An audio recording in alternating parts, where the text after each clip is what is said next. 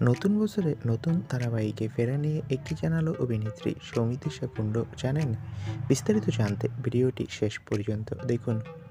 দর্শকদের কপালে চিন্তার ভাঁজ ফেলেছে কার কাছে কই মনের কথা আর অনুরাগের ছোঁয়া ধারাবাহিক দুটো।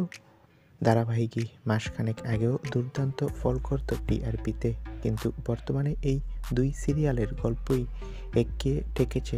শত চেষ্টা করেও টিআরপিতে হারানো জায়গা ফিরিয়ে আনতে ব্যর্থ হচ্ছে দুই মেগা।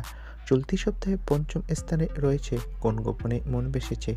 শ্বেতা আর রণজয় বিষ্ণুর মেগা নম্বর সামান্য কমেছে গত সপ্তাহ থেকে, কিন্তু দর্শকদের পজিটিভ রিভিউ বলছে খুব জলদি আরও বেশি নম্বর পাবে এই ধারাবাহিক। তুলনামূলকভাবে ভালো ফল করেছে অপরাজিতা আট্টর জল থই থইও, টিভির পুরনো খিলাড়ি অপরাজিতা। তবে সম্প্রতি শোনা যাচ্ছে যে সৌমিত্রিষা কুণ্ডু নাকি নতুন বছরে নতুন ধারাবাহিক নিয়ে আবারও পর্দায় ফিরবে।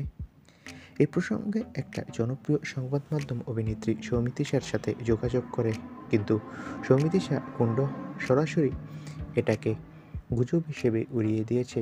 বলেছে, আমি সামনে খাদান ছবিতে দেবদার বিপরীতে অভিনয় করব। এরপর বড় পর্দায় আরও কয়েকটা কাজের সুযোগ আসতে পারে, সেগুলো আসলে আমি লুফিয়ে নেব। আপাতত ছোট পর্দা নিয়ে নাকি ভাবছে না এই অভিনেত্রী। তো বন্ধুরা, এই বিষয়ে তোমাদের মন্তব্য কি? কমেন্ট করে জানাও আর আমাদের চ্যানেলটি সাবস্ক্রাইব করে রাখো। ধন্যবাদ।